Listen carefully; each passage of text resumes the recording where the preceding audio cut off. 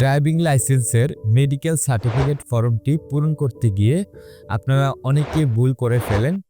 So আজকের ভিডিওতে আমরা দেখব কিভাবে সঠিক উপায়ে ড্রাইভিং লাইসেন্সের মেডিকেল সার্টিফিকেট ফর্মটি পূরণ করা যায়। তবে ভিডিওটি শুরু করার আগে ছোট্ট একটা অনুরোধ, আপনি যদি আমাদের চ্যানেলে নতুন হয়ে থাকেন দয়া করে আমাদের চ্যানেলটি সাবস্ক্রাইব করে পাশে থাকা বেল আইকনে ক্লিক করে রাখুন, যাতে এই ধরনের গুরুত্বপূর্ণ ভিডিও আপলোড করার সাথে সাথে আপনার কাছে পৌঁছে যায়।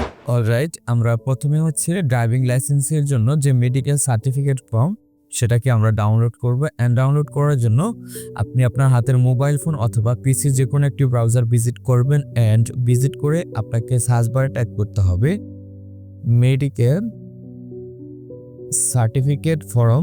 আপনি লিখে সার্চ করবেন এবং সার্চ করার পরে আপনি দেখতে পারবেন বিআরটি এর যে সার্ভিস পোর্টাল, এখানে আমরা দেখতে পাচ্ছি ড্রাইভিং লাইসেন্সের জন্য মেডিকেল সার্টিফিকেট বিধি ৬২। আপনারা এই লিঙ্কটির উপরে ক্লিক করবেন এবং ক্লিক করার পরে আপনার সামনে ড্রাইভিং লাইসেন্সের জন্য মেডিকেল সার্টিফিকেটের পিডিএফ ফাইলটি চলে আসবে এবং এটাকে ডাউনলোড করার জন্য ডান পাশে উপরে আপনি ডাউনলোড বাটন পেয়ে যাবেন। এটাতে আপনি ক্লিক করবেন এবং ক্লিক করে আপনি যখন সেভ দিবেন এবং সেভ দেওয়ার সাথে সাথে আপনার ডিভাইসে ড্রাইভিং লাইসেন্সের মেডিকেল সার্টিফিকেট ফর্মটি ডাউনলোড হয়ে যাবে। তাছাড়া আপনারা আমার ভিডিও ডিসক্রিপশনে লিঙ্ক পেয়ে যাবেন, লিঙ্কটিতে ক্লিক করলে আপনারা ড্রাইভিং লাইসেন্সের জন্য যে মেডিকেল সার্টিফিকেট ফর্ম, এই ফর্মটি আপনারা কালেক্ট করতে পারবেন।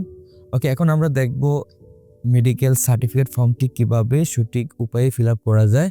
এবং ফিল আপ করার জন্য প্রথমে আপনার নাম এখানে আপনি লিখবেন। এক্ষেত্রে অবশ্যই আপনার যে এনআইডি কার্ডটি রয়েছে, এনআইডি কার্ডটি লক্ষ্য করে এখানে আপনি তথ্যগুলো পূরণ করবেন। প্রথমে আপনার নামটি আপনি এখানে বাংলায় লিখবেন ১ নম্বরে, এবং ২ নম্বরে প্রার্থীর বয়স, এখানে আপনার কত বছর সেটা আপনি এখানে উল্লেখ করবেন। তাছাড়া আপনার যদি আপনার বয়স ক্যালকুলেশনের প্রবলেম থাকে সেক্ষেত্রে আপনি অনলাইনের সাহায্য নিতে পারেন। এজ ক্যালকুলেটরের একটি সাইট রয়েছে, এই সাইটটিতে এসে আপনি আপনার জন্মসালটি এখানে ইনক্লুড করে দিবেন। অ্যান্ড ইনক্লুড করার পরে আপনি এখানে দেখতে পারবেন আপনার কত বছর, এবং এখানে আমি দেখতে পাচ্ছি এখানে টোটাল বয়সটি দেখাচ্ছে। তো এভাবে আপনারা এজ ক্যালকুলেটর থেকে আপনি আপনার বয়সটি ক্যালকুলেট করে নিতে পারবেন এবং সেটা এখানে আপনি বসিয়ে দিবেন আপনার বয়স কত।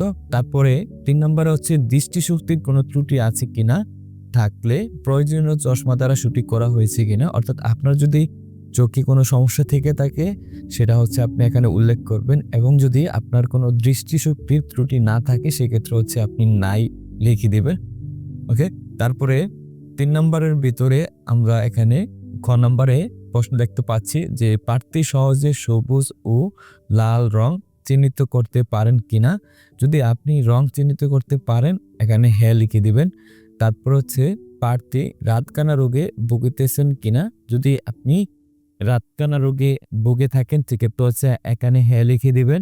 আর যদি রাতকানা রোগে আপনি না ভুগেন সেক্ষেত্রে আপনি এখানে না লিখে দিবেন।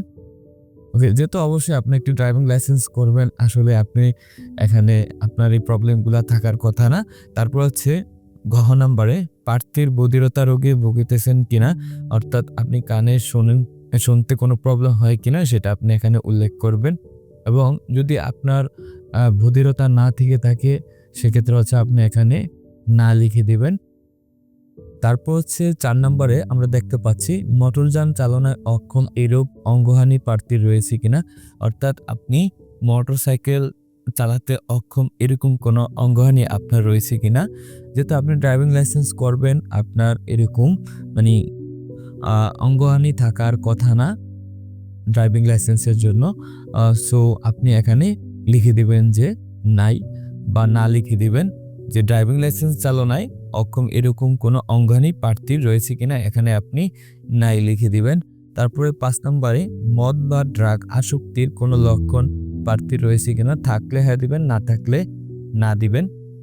তারপর ৬ নম্বরে প্রার্থীর শারীরিক স্বাস্থ্য, এবং ৬-এর ভিতরে খ নম্বর আমরা দেখতে পাচ্ছি যে দৃষ্টিশক্তি স্বাভাবিক কিনা। আপনার শারীরিক স্বাস্থ্য এবং দৃষ্টিশক্তি যদি স্বাভাবিক থাকে তাহলে আপনি এখানে স্বাভাবিক লিখে দিবেন, কথায় স্বাভাবিক লিখবেন।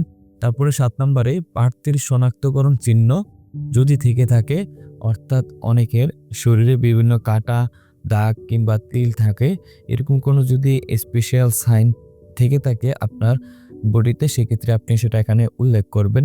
তাছাড়া যদি আপনি উল্লেখ করতে সমস্যা ফেস করেন, সেক্ষেত্রে হচ্ছে আপনি আপনার এই মেডিকেল সার্টিফিকেট ফর্মটি যে ডাক্তার দিয়ে আপনি সত্যায়িত করবেন, ওনার কাছে গিয়ে আপনার যে শরীরের যদি কোনো চিহ্ন থেকে থাকে সেটা বললে উনি এখানে লিখে দিবে।